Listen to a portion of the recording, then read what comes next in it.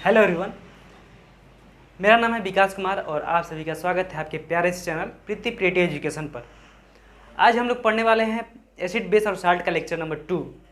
Lecture number 1 में मैंने आप लोग को बताया था एसिड और बेस के पुराने डिफिनीशन के बारे में, और मुख्य रूप से हम लोगों ने इंडिकेटर के ऊपर चर्चा किया था। और एसिड और बेस के फिजिकल प्रॉपर्टीज़ के बारे में मैंने आप लोग को बताया था। मैंने बताया था एसिड को और बेस को फिजिकली हम लोग कैसे डिफ्रेंशिएट कर सकते हैं, कैसे पहचान सकते हैं।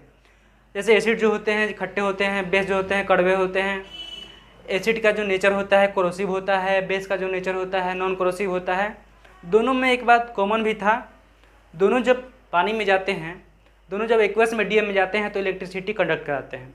ठीक है, इसके बाद हम लोगों ने एसिड और बेस के कुछ केमिकल प्रॉपर्टीज़ के बारे में भी हम लोगों ने बात किया था। ठीक है, जैसे हम लोगों ने एसिड को बेस को सबसे पहले मेटल के साथ रिएक्शन कराया था, उस बाद से मेटल हाइड्रोजन कार्बोनेट के साथ, मेटल कार्बोनेट के साथ, और अंत में हम लोगों ने कल मेटल को बेस के साथ एसिड को बेस के साथ भी रिएक्शन कराया था। ठीक है, केमिकल प्रॉपर्टीज़ में हम लोग को 2 प्रॉपर्टीज और देखना है, इसके बाद और आगे हम लोग देखेंगे। ठीक है, 2 प्रॉपर्टीज़ में अगला प्रॉपर्टीज़ है कि जब हम लोग एसिड को बेस को जब मेटल के साथ और नॉन मेटल ऑक्साइड के साथ अभिक्रिया कराएंगे, रिएक्शन कराएंगे तो क्या प्राप्त होगा, क्या दिखेगा। ठीक है, तो देखिए इसके पहले आप लोग बता दें, आप लोग क्लास 8 में 9 में पढ़े होंगे कि मेटल का जो ऑक्साइड होता है वह कैसा होता है, बेसिक होता है। मेटल का ऑक्साइड जो होता है कैसा होता है, बेसिक होता है। और नॉन मेटल का ऑक्साइड जो होता है यह कैसा होता है, नॉन मेटल का ऑक्साइड जो होता है यह कैसा होता है, एसिडिक होता है। कैसा होता है, एसिडिक होता है। मेटल का ऑक्साइड वैसे बेसिक नहीं होता है, लेकिन जब यह एक्वस मीडियम जाता है तब यह बेसिक हो जाता है। ठीक है, मेटल का ऑक्साइड बेसिक होता है और नॉन मेटल का ऑक्साइड एसिडिक होता है। तो अगर यहाँ पे बात किया जाए, जब हम लोग मेटल के ऑक्साइड को एसिड के साथ रिएक्शन कराएंगे तो क्या प्राप्त होगा। देखिए यहाँ पे जब हम मेटल को एसिड के साथ अभिक्रिया कराते हैं, पिछले लेक्चर में मैंने आपको बताया था जब हम लोग एसिड के साथ बेस का अभिक्रिया कराएंगे, रिएक्शन कराएंगे तो हम लोग को क्या प्राप्त मिलेगा, क्या प्राप्त हुआ था, हम लोग को प्राप्त हुआ था साल्ट और वाटर। क्या प्राप्त हुआ था, साल्ट और वाटर। तो सेम ऐसा ही यहाँ पर भी होगा, जब हम लोग एसिड को बेस के साथ अभिक्रिया कराएंगे, मतलब ये जो मेटल ऑक्साइड है ये कैसा है, बेसिक है। कैसा है, बेसिक है। और ये है एसिड या एसिडिक है। तो जब हम लोग एसिड को बेस के साथ अभिक्रिया कराए थे तो हम लोग को मिला था साल्ट और वाटर। तो यहाँ पर भी जब हम लोग CuO जो मेटल ऑक्साइड है इसको हम लोग जब HCl से अभिक्रिया कराएंगे, रिएक्शन कराएंगे तो हम लोग को मिलेगा CuCl2 साल्ट और H2O लॉस हो जाएगा, वाटर लॉस हो जाएगा। ठीक है, अगर इसके दूसरे एग्जाम्पल की बात करें तो हम लोग एग्जाम्पल में ले सकते हैं, जैसे MgO को अगर हम लोग H2SO4 के साथ अभिक्रिया कराएं, H2SO4 के साथ अभिक्रिया कराएं तो हम लोग क्या मिलेगा, MgSO4 प्लस वाटर लॉस हो जाएगा। हम लोग को प्राप्त होगा MgSO4 प्लस वाटर लॉस हो जाएगा। तो अब यहाँ पर हम आप लोगों से एक सवाल पूछना चाहते हैं कि अगर हम लोग मेटल के ऑक्साइड को अगर बेस के साथ अभिक्रिया कराएं तो क्या होगा। मेटल के ऑक्साइड को अगर बेस के साथ अभिक्रिया कराया जाए तो क्या होगा। मेटल ऑक्साइड अभी बताया आप लोग को क्या होता है, बेसिक होता है। और इसको अगर हम लोग बेस के साथ अभिक्रिया कराएंगे तो मेरे हिसाब से यहाँ पे कोई रिएक्शन नहीं होगा। ठीक है, इसको आप लोग नोट कर लीजिएगा। मेटल ऑक्साइड को अगर हम लोग बेस के साथ अभिक्रिया कराएं तो कोई भी रिएक्शन नहीं होगा। अब इसी के अपोजिट आ रहा है, जब हम लोग नॉन मेटल ऑक्साइड को बेस के साथ रिएक्शन कराएंगे तो हम लोग क्या प्राप्त होगा, अगेन हम लोग को प्राप्त होगा साल्ट और वाटर। क्या प्राप्त होगा, साल्ट और वाटर। क्यों, क्योंकि नॉन मेटल ऑक्साइड जो होता है वह अभी बताया है कि एसिडिक होता है। कैसा होता है, एसिडिक होता है। और एसिड को जब हम लोग बेस के साथ अभिक्रिया कराएंगे तो प्राप्त होगा साल्ट और वाटर। जैसे एग्जाम्पल की अगर बात करें तो calcium OH the whole two calcium hydroxide को अगर हम लोग कार्बन डाइऑक्साइड मतलब नॉन मेटल ऑक्साइड के साथ अभिक्रिया कराएंगे, ये नॉन मेटल ऑक्साइड है, नॉन मेटल ऑक्साइड के साथ अभिक्रिया कराएंगे तो हम लोग को मिलेगा CaCO3 plus water, CaCO3 plus water. अगर किसी दूसरे एग्जाम्पल की बात किया जाए तो हम लोग ले सकते हैं MgOH the whole two plus MgOH the whole two plus हम लोग ले सकते हैं SO2 नॉन मेटल ऑक्साइड ले सकते हैं SO2। तो अगर इसके साथ हम लोग अभिक्रिया कराएंगे तो अगेन हम लोग प्राप्त होगा MgSO4 plus water, MgSO4 plus water. अब आप लोगों को पता है कि अगेन हम आप लोगों से क्या पूछने वाले हैं, हम आप लोगों से पूछेंगे कि अगर नॉन मेटल ऑक्साइड को अगर हम लोग एसिड के साथ रिएक्शन कराएं, नॉन मेटल ऑक्साइड को अगर हम लोग एसिड के साथ रिएक्शन कराएं तो अगेन हम लोग को क्या प्राप्त होगा। नॉन मेटल ऑक्साइड को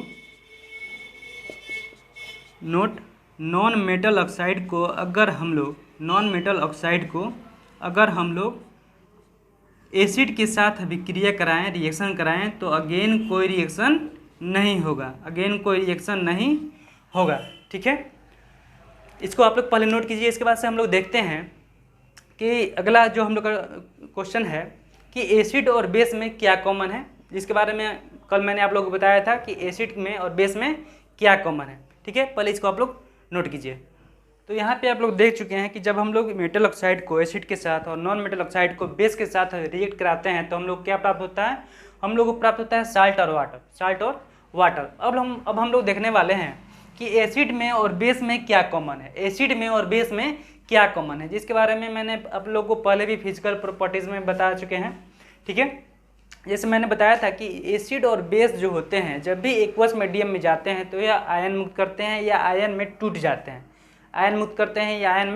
टूट जाते हैं, जिससे वाटर जो होता है इलेक्ट्रिसिटी को कंडक्ट कराता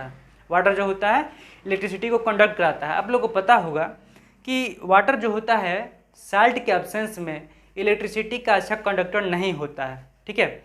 लेकिन जब उसमें साल्ट मतलब एसिड और या बेस जब जाते हैं तो आयंस में टूटते हैं। आयंस मतलब कीटायन और एनायन में टूट जाते हैं और यह इलेक्ट्रिसिटी को जो एक्वस सॉल्यूशन जो होता है इलेक्ट्रिसिटी को कंडक्ट कराता है। तो वहीं पे यहाँ पे लिखे हुए हैं जो both acid and base dissociate into ions, दोनों एसिड और बेस जब भी एक्वस मीडियम में जाते हैं तो आयंस में टूट जाते हैं, कीटायंस में और एनायंस में टूट जाते हैं और एक्वस सॉल्यूशन जो होता है इलेक्ट्रिसिटी को कंडक्ट करता है। अब हम लोग देखने वाले हैं, अगला टॉपिक है हम लोग का कि एसिड का और बेस का नया डिफिनीशन क्या होगा। पिछले लेक्चर में मैंने आप लोग को बताया था कि एसिड का बेस का पुराना डिफिनीशन मैंने आप लोग को बताया था कि अभी तक जो हम लोग जानते हैं एसिड वैसे सब्सटेंस होते हैं जो ब्लू लिटमस को रेड में कन्वर्ट कर देते हैं और बेस वैसे सब्सटेंस होते हैं जो रेड लिटमस को ब्लू में कन्वर्ट करते हैं, ठीक है। अब यहाँ पे देखिए नया डिफिनेशन क्या है। वहाँ पे एसिड क्या है, एसिड वैसा केमिकल सब्सटेंस है जो वाटर में जाने के बाद H+ में और H3O+ में टूट जाते हैं या देते हैं, H+ देते हैं या और H3O+, इसको हाइड्रोनियम आयन भी कहते हैं, देते हैं, ठीक है। ये उसको हम लोग बोलते हैं एसिड, एसिड।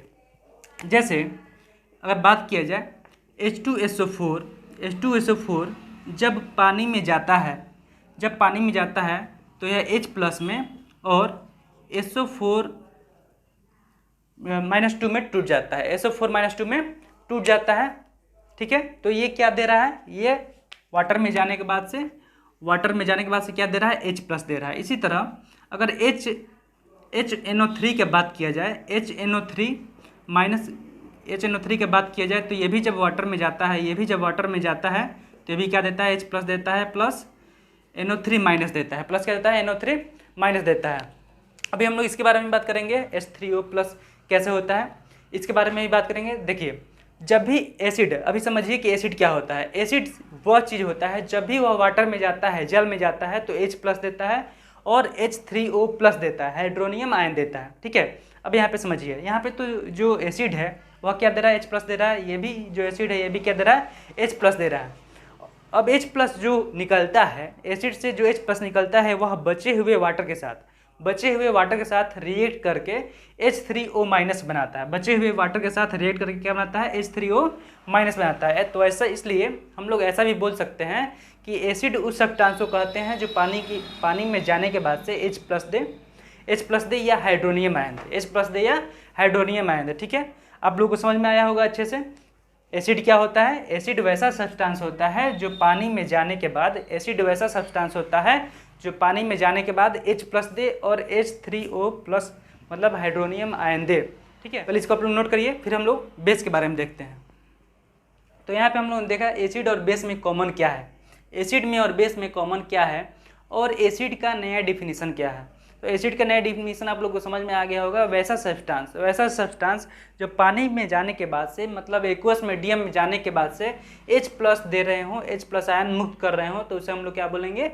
आज के बाद उसको हम लोग बोलेंगे एसिड। आज के बाद उसको हम लोग क्या बोलेंगे?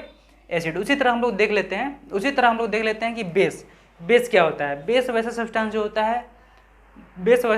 होता है जो पानी में जाने के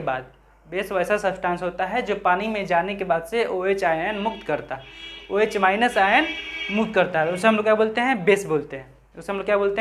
बेस बोलते हैं। तो पहला एग्जाम्पल यहाँ पे लिखा हुआ है, जैसे NaOH जो है, जब यह पानी में जाता है मतलब वाटर में जाता है तो यह क्या मुक्त करता है? यह हो जाता सोडियम में और OH माइनस मुक्त कर देता है। यह टूट जाता है सोडियम में और OH माइनस आयन मुक्त कर देता है। ठीक है, इसी तरह अगर हम लोग दूसरे एग्जाम्पल की बात करें तो KOH जो होता है, KOH यह भी एक बेस है। यह भी जब पानी में जाता है, वाटर में जाता है, तो यह भी K प्लस में और OH माइनस में टूट जाता है, K प्लस में और OH माइनस में टूट जाता है। ठीक है, तो अब यहाँ पे एक सवाल आएगा आप लोग के दिमाग में कि क्या, जैसे अभी मैंने बताया कि एसिड क्या होते हैं, एसिड वैसे सब्सटेंस होते हैं जो पानी में जाने के बाद से H प्लस आयन देते हैं या हाइड्रोनियम आयन मतलब H3O प्लस आयन देते हैं। ठीक है, तो आप लोग के दिमाग में एक सवाल आएगा, आप लोग पूछ सकते हैं कि क्या जितने भी एसिड होते हैं सभी पानी में जाने के बाद से H प्लस आयन देते हैं?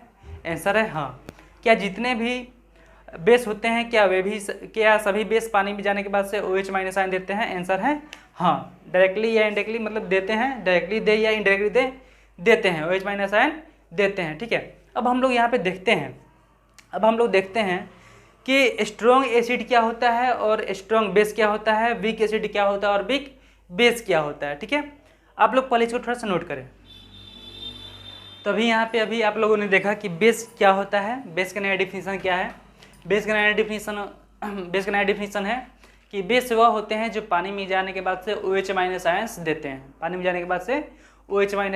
हैं। ठीक है, अब हम लोग यहाँ पे बात कर रहे हैं टाइप ऑफ एसिड्स के बारे में, किसके बेसिस पे? On the basis of dissociation के बेसिस पे। अब यहाँ पे स्ट्रॉन्ग एसिड क्या होते हैं और वीक एसिड क्या होते हैं इसके बारे में। स्ट्रॉन्ग एसिड सुनते ही आपके दिमाग में ख्याल आ रहा होगा, स्ट्रॉन्ग एसिड वैसे एसिड होंगे जो हमारे कपड़ों पर पड़ने के बाद से हमारे कपड़ों को बिल्कुल ख़राब कर देंगे, जला देंगे, हमारे हाथों पर, हमारे शरीर पर पड़ने के बाद से हमारे शरीर को ख़राब कर देंगे, वैसा आपके दिमाग में आ रहा होगा। ठीक है, अगर मैं यहाँ पे 2 स्लाइड पीछे जाऊँ अगर आप, और यहाँ पे आप लोगों से पूछूँ, यहाँ पे 3 एसिड लिखा हुआ है, और मैं यहाँ पे आप लोगों से पूछूँ कि HCl में, H2SO4 में और HNO3 माइनस में बताइए कि तीनों में स्ट्रॉन्ग एसिड कौन है।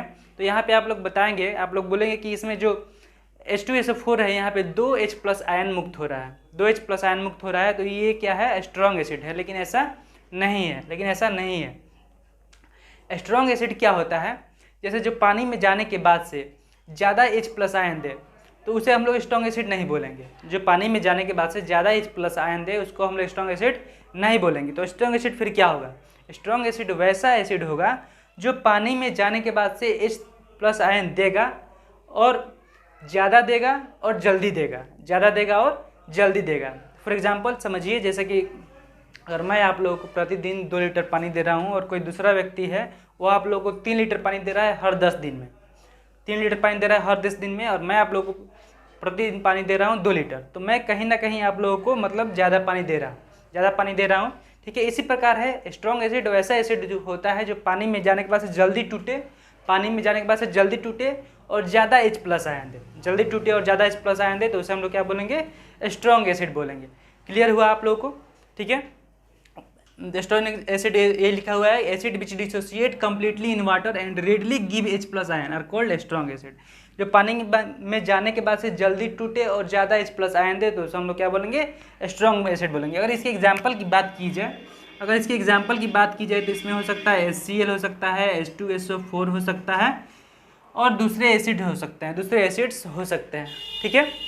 और बिक एसिड कैसा हो, बिक एसिड क्या होगा। अब बिक एसिड के बारे में अगर बात की जाए तो बिक एसिड वैसा एसिड होता है जो पानी में जाने के बाद से H+ आयन कम देता है और जल्दी नहीं देता है, तो उसको हम लोग बोलेंगे बिक एसिड बोलेंगे, ठीक है। जैसे यहाँ पे है acid which dissociate partly in water, जो पानी के बाद से जाने के बाद से पूरा नहीं टूटे और H+ आयन जल्दी नहीं दे, तो उसको हम लोग बोलेंगे बिक एसिड। अगर इसके एग्जाम्पल की बात की जाए तो इसकी एग्जाम्पल हो सकता है ऑक्सैलिक एसिड जो टमाटर में मिलता है। दूसरा हो सकता है साइट्रिक एसिड जो नींबू में मिलता है। तीसरा हो सकता है आपका टार्टरिक एसिड जो आपको इमली वगैरह में मिलता है, ठीक है। ये इतने कमज़ोर होते हैं, ये जो वीक एसिड है इतने कमज़ोर होते हैं कि इसको हम लोग खाते हैं। ये भी पानी में जाने के बाद से H+ आयन देते हैं, लेकिन जल्दी नहीं देते हैं और ज़्यादा नहीं देते हैं, ठीक है। इसके एग्जाम्पल हो सकते हैं ऑक्सैलिक एसिड, साइट्रिक एसिड और टार्टरिक एसिड। तो यहाँ पे आप लोग को समझ में आया होगा कि स्ट्रॉन्ग एसिड किसे हम लोग बोलते हैं और बिक एसिड किसे बोलते हैं, ठीक है। तो यहाँ पे अभी हम लोगों ने देखा कि स्ट्रॉन्ग एसिड क्या होते हैं और बिक एसिड क्या होते हैं, ठीक है। स्ट्रॉन्ग एसिड कैसे एसिड होते हैं, स्ट्रॉन्ग एसिड वैसे एसिड होते हैं जो पानी में जाने के बाद से ज़्यादा H+ देते हैं और जल्दी देते हैं। और बिक एसिड कैसे एसिड होते हैं जो पानी में जाने के बाद से जल्दी नहीं टूटते हैं और H+ आयन जल्दी नहीं देते हैं, ठीक है। समझ में आ गया होगा आप लोगों को। अब हम लोग यहाँ पे देखते हैं कि ओरिजिन के आधार पर एसिड जो होते हैं, ये भी ओरिजिन के आधार पर भी दो प्रकार के होते हैं। कौन कौन होते हैं, एक होता है मिनरल एसिड और दूसरा होता है ऑर्गेनिक एसिड। तो मिनरल एसिड क्या होता है, वैसा एसिड जो मिनरल से बनाया जाता है, तैयार किया जाता है, तो उसको हम लोग बोलते हैं मिनरल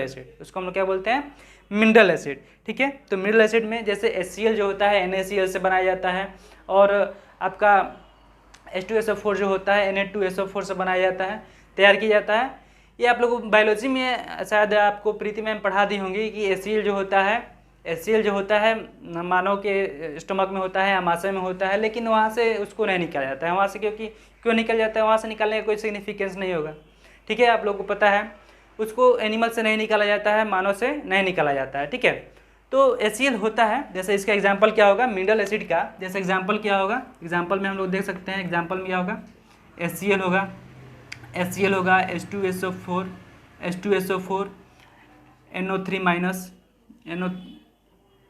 NO3 ये सभी मतलब हैं जो किसके एग्जाम्पल हैं, ये हैं आपके मिनरल एसिड के एग्जाम्पल है। और मिनरल एसिड क्या होता है, अभी मैंने आप लोग बताया था। मिनरल एसिड ऐसे एसिड होते हैं जो मिनरल से तैयार किए जाते हैं, ठीक है। उसको हम लोग बोलते हैं मिनरल एसिड। इसी तरह अगर हम लोग ऑर्गेनिक एसिड की बात करें, तो ऑर्गेनिक एसिड ऐसा एसिड होता है जो प्लांट से या एनिमल से निकाला जाता है, आइसोलेट किया जाता है। जो प्लांट से या एनिमल से डायरेक्टली हम लोग नेचर से उसको प्राप्त करते हैं, ठीक है। जैसे ऑक्सैलिक एसिड इसके एग्जाम्पल में हो सकता है, जैसे ऑक्सैलिक एसिड आप लोग को पता है, आप लोग टमाटर तो खाते होंगे, तो यह टमाटर में मिलता है। ऑक्सैलिक एसिड जो होता है टमाटर में मिलता है। लैक्टिक एसिड भी आप लोग बहुत खाते हैं, किस में मिलता है, दही में मिलता है, ठीक है। इसके अलावा अगर हम बात करें तो टार्टरिक एसिड किस में मिलता है, टार्टरिक एसिड आप लोग को पता है, अभी मैंने आप उन लोग को बताया। टार्टरिक एसिड जो होता है इमली में मिलता है। और साइट्रिक एसिड होता है, तो साइट्रिक एसिड जो होता है ये किस में मिलता है, साइट्रिक एसिड ये भी आप लोग को मैंने अभी बताया था, किस में मिलता है साइट्रिक एसिड, लेमन में मिलता है, नींबू में मिलता है, ठीक है, नींबू में मिलता है। इमली का शायद होता है टेमेलिक होता है इसका, सर देख लीजिएगा आप इसका क्या होता है, टेमेलिक ऐसे कुछ होता है इसका, इमली को इंग्लिश में बोलते हैं, ठीक है।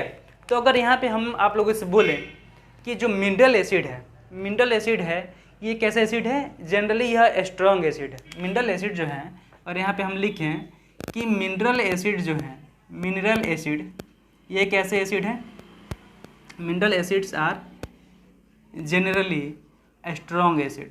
Minerals acid are generally strong acid होते हैं। और ऑर्गेनिक एसिड जो होते हैं, यह कैसे एसिड होते हैं, ऑर्गेनिक एसिड जो होते हैं यह कैसे एसिड होते हैं, वीक एसिड होते हैं। हो सकता है लिखा जा सकता है, आप लोग को मैंने अभी बताया था स्ट्रॉन्ग एसिड और वीक एसिड के एग्जांपल में। तो ऑर्गेनिक एसिड कैसे होते हैं, ऑर्गेनिक एसिड्स आर जनरली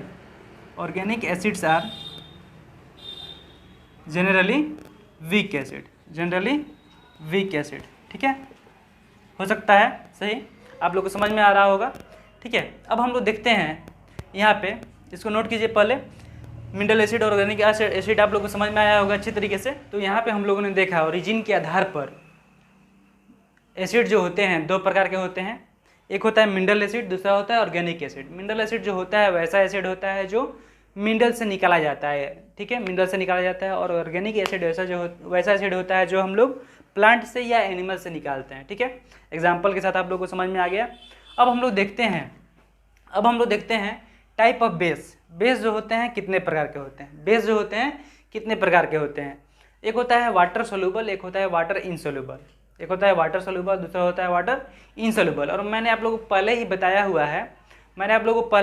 हुआ है कि वाटर सोल्यूबल जो बेस होता है उसे ही हम लोग क्या कहते हैं, अल्कली कहते हैं। वाटर सोल्यूबल जो बेस होता है उसे ही हम लोग क्या कहते हैं, अल्कली कहते हैं, ठीक है। और वाटर इनसोल्यूबल जो बेस होता है वो क्या होता है, वाटर इनसोल्यूबल बेस क्या होता है, वैसे बेस जो पानी में जाने के बाद से कम्प्लीटली नहीं टूटते हैं और OH माइनस आयन जो होता है ज़्यादा नहीं देते हैं, OH माइनस आयन जो है ज़्यादा नहीं देते हैं, तो उसे हम क्या बोलते हैं, वाटर इनसोल्यूबल बेस, ठीक है। आप लोग को समझ में आया। अच्छा, यहाँ पे आप लोग बताइए, आप लोग के लिए एक क्वेश्चन है, क्वेश्चन से पहले एक बार और इसको समझ लीजिए। जैसे वाटर सोल्यूबल बेस क्या होते हैं, वाटर सोल्यूबल बेस जिसको हम लोग अल्कली भी बोलते हैं। Those bases which are soluble in water are called water soluble base, जिसे हम लोग सिंपली अल्कली कहते हैं। वैसे बेस जो वाटर में सोल्यूबल होते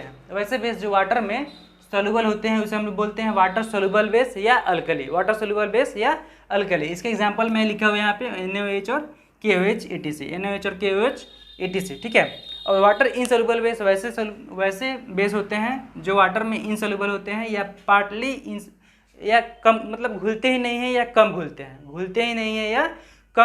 तो उसको हम बोलते हैं वाटर इनसोल्यूबल बेस। इसके एग्जांपल में NH4OH NH3, ठीक है। अब यहाँ पे आप लोगों के लिए एक क्वेश्चन है जिसके आप लोग कमेंट कीजिएगा कमेंट बॉक्स में। जैसे कि इसमें आप लोग बताना है कि वाटर सोल्यूबल बेस या वाटर इनसोल्यूबल बेस दोनों में से स्ट्रॉन्ग बेस कौन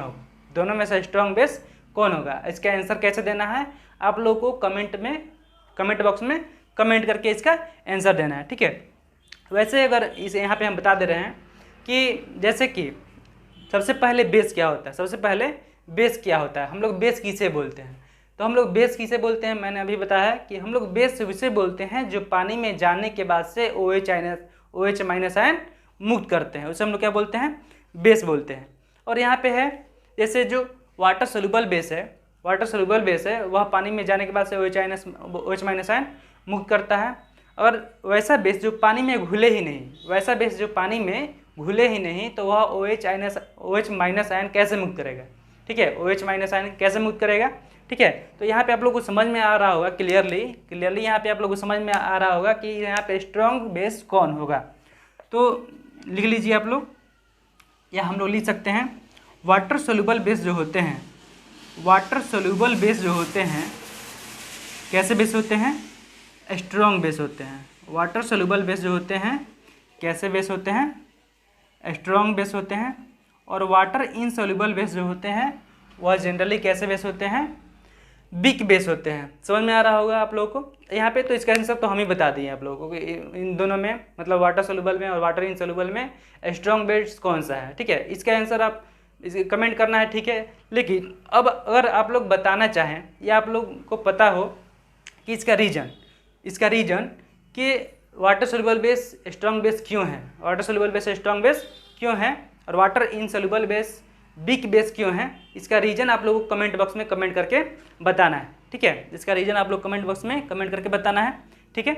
आप लोग इसको नोट कीजिए। फिर हम लोग आगे देखते हैं कि जब एसिड को और बेस को जब हम लोग आपस में रिएक्शन कराते हैं, जब एसिड को और बेस को हम लोग आपस में रिएक्शन कराते हैं तो उस रिएक्शन में वाटर बनता है, साल्ट बनता है और उस रिएक्शन को न्यूट्रलाइजेशन रिएक्शन भी कहा जाता है। क्यों उस रिएक्शन को न्यूट्रलाइजेशन रिएक्शन भी कहा जाता है, क्यों कहा जाता है, इसके बारे में देखते हैं।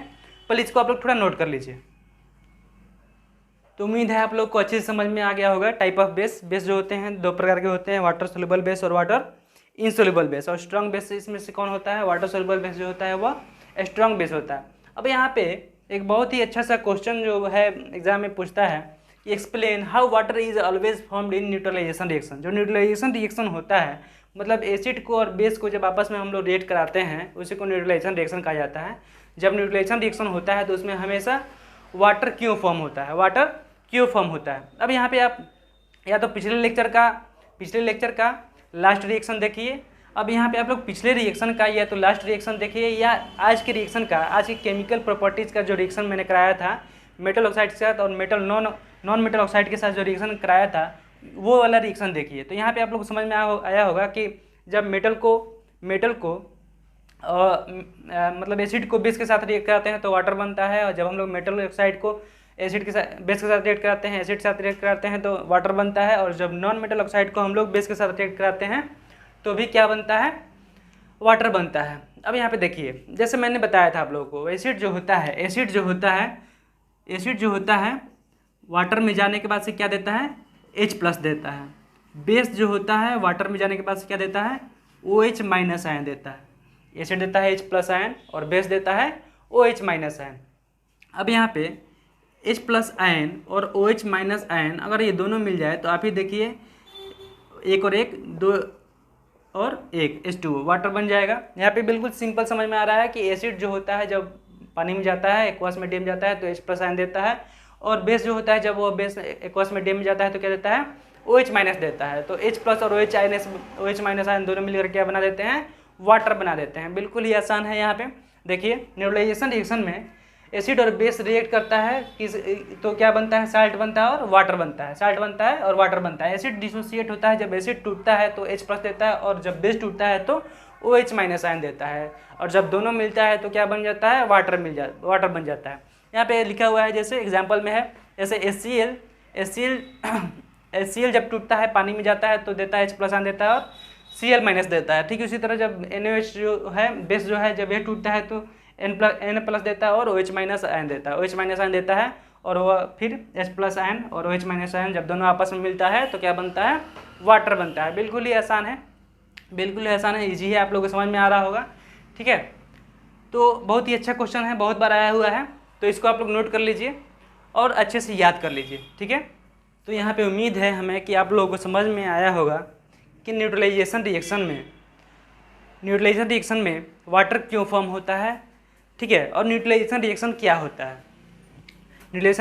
है, जब एसिड को और बेस को जब हम लोग आपस में रिएक्शन कराते हैं तो उसी को हम लोग क्या बोलते हैं, न्यूट्रलाइजेशन रिएक्शन बोलते हैं, है ना। और जब भी एसिड जो होता है जब भी वाटर के साथ मिलता है, जब भी वाटर में मिलता है तो वह मुक्त करता है H+ आयन, और बेस जो होता है जब भी एक्वस मीडियम में जाता है तो वह मुक्त करता है OH- आयन। H+ आयन और OH- आयन दोनों मिल करके वाटर फॉर्म करते हैं। क्या फॉर्म करते हैं, वाटर फॉर्म करते हैं। ठीक है, अब यहाँ पे हम लोग देखते हैं अगला टॉपिक है हम लोग का dilution of acid and base. ठीक है, अगला टॉपिक हम लोग का क्या है, dilution of acid and base. तो इसमें सबसे पहले हम देखते हैं concentrated acid and base. Concentrated acid और बेस क्या होता है, जैसे एग्जांपल के लिए आप लोग समझिए कि जैसे अभी मैंने बताया आप लोग को स्ट्रॉन्ग एसिड क्या होता है और वीक एसिड क्या होता है। ठीक है, स्ट्रॉन्ग एसिड क्या होता है और वीक एसिड क्या होता है।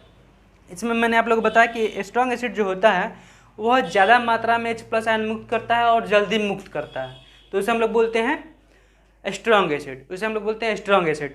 तो क्या एसिड जो होता है क्या पानी की मात्रा पर भी डिपेंड करता है क्या, एसिड जो होता है क्या पानी की मात्रा पर भी डिपेंड करता है, उसकी क्वालिटी।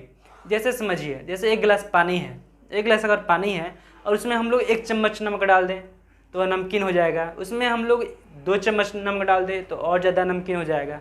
अगर उस एक गिलास पानी में हम लोग 3 चम्मच नमक डाल दें तो वह और ज़्यादा नमकीन हो जाएगा। अगर उस एक गिलास पानी में हम लोग 4 चम्मच नमक डाल दें तो वह और ज़्यादा नमकीन हो जाएगा। इसका मतलब क्या हुआ? इसका मतलब क्या हुआ, जैसे कि पानी रहना चाहिए, पानी जो है जैसे नमकीन को दर्शाने के लिए, नमकीन जो नमक वाला पानी है उसको दर्शाने के लिए पानी की उपस्थिति जरूरी है। जैसे यहाँ पे बताए हैं एनसीईआरटी जो बुक है क्लास 10th का, उसमें एक क्वेश्चन था, जैसे कि ड्राई HCl है, क्या है? ड्राई HCl है। ड्राई HCl को अगर ड्राई लिटमस पेपर पर मारा जाए, ड्राई HCl को अगर ड्राई लिटमस पेपर पर मारा जाए तो उसके रंग में क्या परिवर्तन होगा? तो उसके रंग में क्या परिवर्तन होगा? तो उसका आंसर था कि कोई परिवर्तन नहीं होगा। उसका आंसर क्या होगा? कोई परिवर्तन नहीं होगा। क्यों परिवर्तन नहीं होगा? क्योंकि एसिड जो होता है उसको अपना कैरेक्टर शो करने के लिए वाटर की आवश्यकता होती है।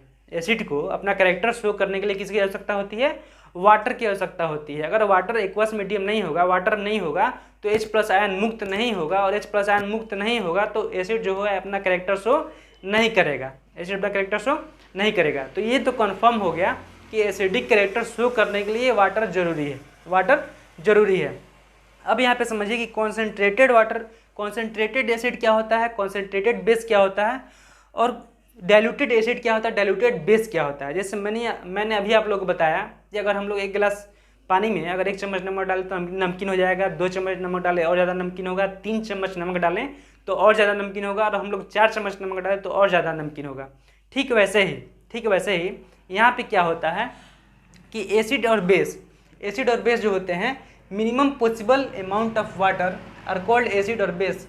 जैसे कि यहाँ पे क्या है कि अगर कोई एसिड है उसमें कम वाटर है, मतलब कि सबसे कम वाटर जिस पे वह अपना एसिडिक कैरेक्टर शो करे, वह वाटर की मात्रा जिस पे वह अपना एसिडिक कैरेक्टर शो करे, तो उसको हम लोग बोलेंगे कॉन्सेंट्रेटेड एसिड या कॉन्सेंट्रेटेड बेस, कॉन्सेंट्रेटेड एसिड या कॉन्सेंट्रेटेड बेस। ठीक है। अगर आप लोग यहाँ पे कहीं देखे होंगे, एक केमिस्ट्री की बुक में आप लोगों ने देखा होगा या लैब में देखा होगा कि कोई HCl होता है, जैसे कोई एसिड होता है उसके पहले लिखा होता है CONC या C लिखा होता है। इसका मतलब होता है कॉन्सेंट्रेटेड एसिड या कॉन्सेंट्रेटेड बेस, कॉन्सेंट्रेटेड एसिड या कॉन्सेंट्रेटेड बेस। ठीक है। तो आप लोग समझ गए कॉन्सेंट्रेटेड एसिड क्या होता है। Minimum possible amount of water के साथ जो एसिड होता है, minimum possible amount of water के साथ जो एसिड होता है उसे हम लोग बोलते हैं कॉन्सेंट्रेटेड एसिड। ठीक है। और कॉन्सेंट्रेटेड एसिड जो होता है वो बहुत ही खतरनाक होता है, अगर वो हम लोग के हाथ पे पैर पे पड़ जाए तो वह उसको क्षति पहुंचा सकता है, नुकसान पहुंचा सकता है। ठीक है। अगर इसी प्रकार उस एसिड में अगर पानी की मात्रा ज़्यादा हो तो उसे हम बोलेंगे डाइल्यूटेड एसिड या डाइल्यूटेड बेस। देखिए लिखा हुआ है acid and base with more amount of water than minimum possible amount required are called dilute acid and dilute base. अगर कोई एसिड है या बेस है उसमें सबसे कम वाटर की मात्रा पे जिस पे वो कार्य करता है, अगर उससे ज़्यादा मात्रा में अगर पानी मौजूद हो, और उससे ज़्यादा मात्रा में अगर उसमें पानी मौजूद हो तो उसको हम बोलेंगे डाइल्यूटेड एसिड या डाइल्यूटेड बेस। इसका जो सिंबल होता है, इसमें एसिड के आगे या बेस के आगे दिल लिखा होता है। क्या लिखा होता है? दिल नहीं लिखा होता है। यह डाइल्यूटेड का DIL है, ठीक है, या D है ना। डाइल्यूटेड का DIL है या D है, या तो DIL लिखा रहेगा या सिर्फ D लिखा रहेगा। तो आप लोग को समझ में आया होगा अच्छे से कॉन्सेंट्रेटेड एसिड क्या होता है और डाइल्यूटेड एसिड क्या होता है, कॉन्सेंट्रेटेड बेस क्या होता है और डाइल्यूटेड बेस क्या होता है। आप लोग को अच्छे से समझ में आया होगा, नोट कर लीजिए इसको। और आज का इस वीडियो का, इस लेक्चर का हम लोग का लास्ट टॉपिक है आज का, उसको हम लोग देखते हैं कि अगर किसी एसिड को अगर हम लोग को डाइल्यूट करना हो तो उसको हम लोग कैसे डाइल्यूट करेंगे। कोई एसिड है, स्ट्रॉन्ग एसिड है, उसको हम लोग को डाइल्यूट करना है तो उसको हम लोग कैसे डाइल्यूट करेंगे। ठीक है, इसको पहले आप लोग नोट कीजिए। चलिए, उम्मीद करते हैं कि आप लोग कॉन्सेंट्रेटेड एसिड और कॉन्सेंट्रेटेड बेस और डाइल्यूटेड एसिड और डाइल्यूटेड बेस के बारे में अच्छे से समझ में आ गया होगा। अब यहाँ पे एक क्वेश्चन है जिसको हम लोग देखते हैं। ऐसे how dilution of acid and base is done, मतलब एसिड का या बेस का डाइल्यूशन कैसे किया जाता है, एसिड का और बेस का डाइल्यूशन कैसे किया जाता है, इसके बारे में।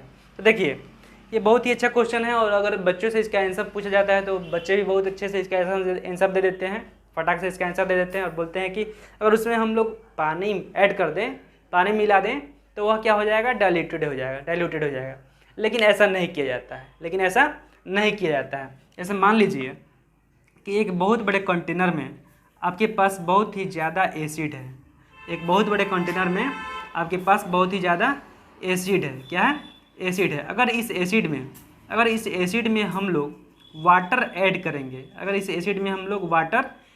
करेंगे तो क्या होगा, बहुत ज़्यादा मात्रा में हीट निकलेगा, जिससे क्या हो सकता है कि एसिड की मात्रा में कमी हो जाए, एसिड बाहर निकल जाए, बाहर आ जाए, या हो सकता है कि इसका जो कंटेनर ख़राब हो जाए, कंटेनर क्रैक हो जाए, मतलब कि डेंजरस हो सकता है। अगर एसिड में हम लोग डायरेक्टली अगर वाटर को ऐड करें तो एसिड क्या हो सकता है कि डेंजरस हो सकता है, इसलिए ऐसा नहीं किया जाता है। तो फिर हम लोग अगर ऐसा नहीं कर सकते हैं, एसिड में वाटर नहीं ऐड कर सकते हैं, नहीं मिला सकते हैं, तो फिर क्या करके इसको हम लोग डाइल्यूट करेंगे। तो हम लोग इसको डाइल्यूट करेंगे, जैसे हम लोग लेंगे एक बड़े से कंटेनर में क्या लेना है, वाटर लेना है, और इस वाटर में हम लोगों को एसिड ऐड करना है। एसिड ऐड करना है। जैसे होता क्या है समझिए कि होता क्या है। जैसे यहाँ पे अगर बड़े से कंटेनर में बहुत ज़्यादा एसिड हम लोग रखे रहेंगे, अगर इसमें वाटर ऐड करेंगे तो वाटर ऐड करने से इसमें बहुत ज़्यादा मात्रा में हीट निकलेगा, जो डेंजरस हो सकता है, ख़तरनाक हो सकता है ना। अगर इसी की तरह अगर दूसरे कंटेनर में हम लोग वाटर ले लें और इसमें थोड़ा थोड़ा करके एसिड ऐड करें तो क्या होगा कि कम मात्रा में हीट निकलेगा, और उसको क्या करना है कि धीरे धीरे एसिड ऐड करना है, और इसको लगातार किसी छड़ी से उसको चलाते रहना है, मतलब हिलाते रहना है, ताकि उसमें से जो हीट निकले वह बाहर वायुमंडल में चला जाए। कहीं कहीं पे क्या किया जाता है, जैसे कि बहुत ज़्यादा जहाँ पे गर्मी पड़ती है, जहाँ पे 45 degree Celsius 46 degree Celsius temperature रहता है, तो वहाँ पे कभी कभी क्या किया जाता है, ये जो वाटर का टैंक होता है, इसको आइस टब में रख दिया जाता है। इसमें आइस डाल दिया जाता है ताकि इससे जो हीट निकले, एसिड ऐड करते समय इससे जो हीट निकले, यह आइस के द्वारा एब्जॉर्ब कर ले जाए। ठीक है, तो आप लोग को समझ में आ गया होगा कि हम लोग को एसिड का बेस का डाइल्यूशन कैसे करना है। लिखा क्या है यहाँ पे, as dilution of acid and base is highly exothermic process. अभी जैसे मैंने बताया कि एसिड का ये बेस का डाइल्यूशन करना एक एक्सोथर्मिक प्रोसेस है। कैसा प्रोसेस है, एक्सोथर्मिक प्रोसेस है। बहुत ज़्यादा मात्रा में हीट निकलता है, तो उस ज़्यादा मात्रा में जो हीट निकलता है उसको कम निकलने के लिए, उसको एवॉइड करने के लिए क्या करना चाहिए, we should add acid in water gradually. हम लोगों को we should add acid in water, हम लोगों को वाटर में एसिड ऐड करना चाहिए, और वो भी कैसे करना चाहिए, धीरे धीरे ऐड करना चाहिए, and with constant steering but not water in acid. और उसको क्या करना है, लगातार किसी छड़ी से उसको हिलाते रहना है। हम लोग को कभी ऐसा नहीं करना है, क्या नहीं करना है कि वाटर में हम लोग को एसिड कभी भी ऐड नहीं करना है। ठीक है, आप लोगों को समझ में आ गया होगा कि एसिड का बेस का डाइल्यूशन कैसे किया जाता है। चलिए आज के लेक्चर में इतना ही रहने देते हैं। आप लोगों के लिए एक क्वेश्चन है, आप लोगों को आंसर देना है कमेंट बॉक्स में। क्वेश्चन क्या है, जैसे अगर हम आप लोगों से पूछें कि अगर दो टेस्ट ट्यूब है, एक टेस्ट ट्यूब में क्या है, एसिड है, एक टेस्ट ट्यूब में क्या है, बेस है। दो टेस्ट ट्यूब है, एक टेस्ट ट्यूब में एसिड है, एक टेस्ट ट्यूब में बेस है, तो आप लोग उसको कैसे पहचानेंगे कि किस में एसिड है, किस में बेस है। इसका आंसर आप लोग को कमेंट बॉक्स में कमेंट करना है। चलिए ठीक है, आज के लेक्चर में बस इतना ही, मिलते हैं नेक्स्ट लेक्चर में, तब तक के लिए धन्यवाद।